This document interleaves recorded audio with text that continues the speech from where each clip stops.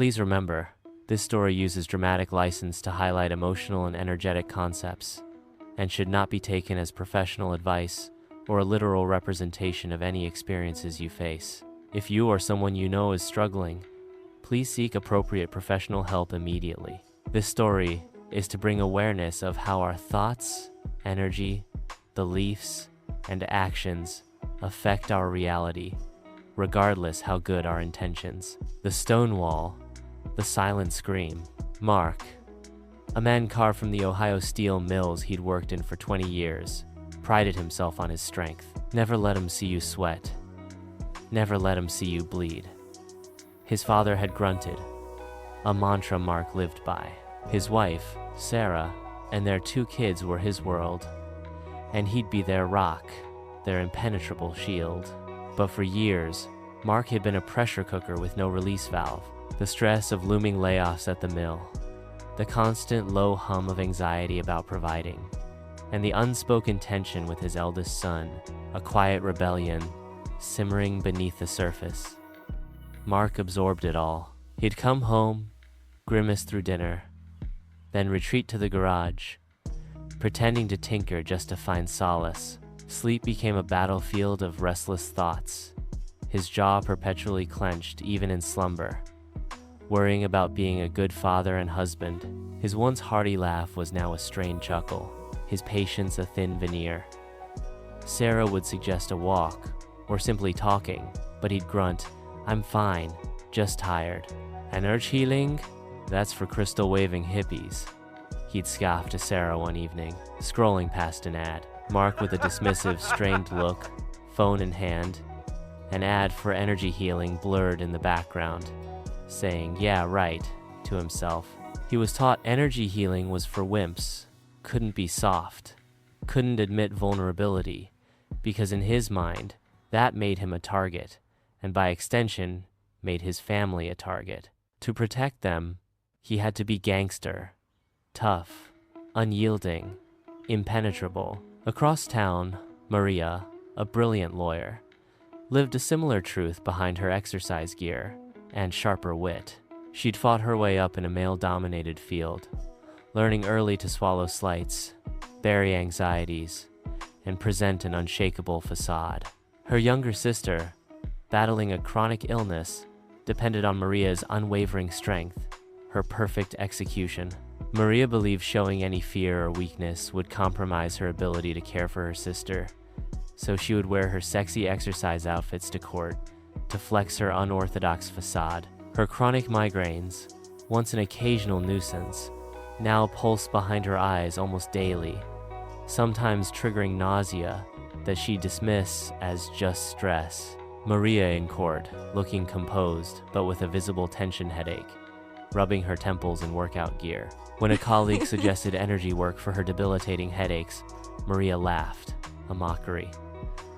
"I don't have time for woo-woo, plus it goes against my religion. I have a firm to run and a family to protect." Both Mark and Maria, in their fierce, well-intentioned desire to protect their loved ones, were engaged in a silent war within themselves. Every suppressed anger, every unacknowledged fear, every swallowed insult, every unspoken grief built up, layer upon invisible layer.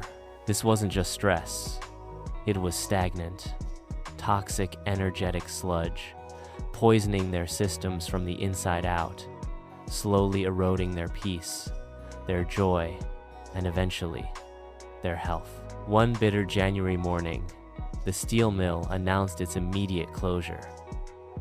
Mark, who'd absorbed every hint of dread with a forced grin, finally broke. He didn't cry or get enraged. He simply felt a sudden, searing pain in his chest that brought him to his knees, his face contorted in agony. His gangster wall, meant to protect, had instead trapped a lifetime of emotional burden, crushing him. An ambulance arrived with flashing lights, Mark being loaded onto a stretcher, Sarah and kids looking on in horror and despair. He was rushed to the ER. His heart, which had endured years of unspoken fear and resentment, was finally protesting. The doctors called it a massive coronary event. Sarah and his children watched, terrified, as the man who was supposed to be their indestructible protector fought for his life in an ICU bed. His desire to be gangster had tragically left them more vulnerable than ever. He survived, but a part of him was irrevocably changed, his once indestructible body now fragile, a constant reminder of the internal war he'd lost, the one he was supposed to lose. Meanwhile, Maria's migraines escalated into terrifying, vision-blurring episodes, coupled with panic attacks that struck without warning, stealing her breath and rationality.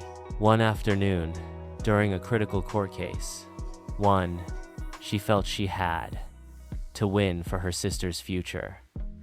She felt the familiar icy dread crawl up her spine, her thoughts fractured. The courtroom lights blurred.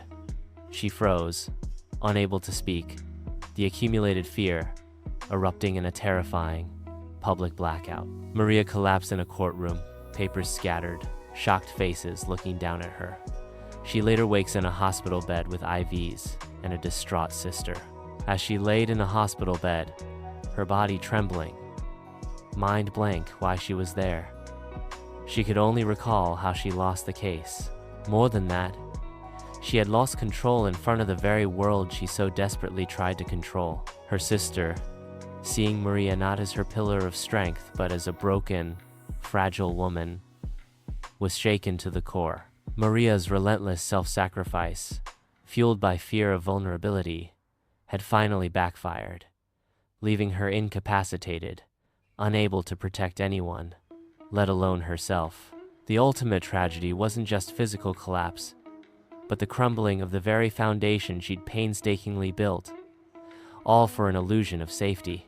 Both Mark and Maria, in their painful recoveries, began to understand. True strength wasn't about building unyielding walls, but about understanding and releasing the very energies that threatened to consume them. The protection they offered by being, quote-unquote, gangster, was an illusion, a silent scream that echoed in their cells, ultimately leading to the drastic, tragic outcomes they had desperately tried to avoid.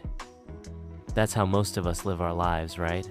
Sometimes, the bravest thing you can do for those you love is to heal yourself. If you don't take care of you, you can't take care of them.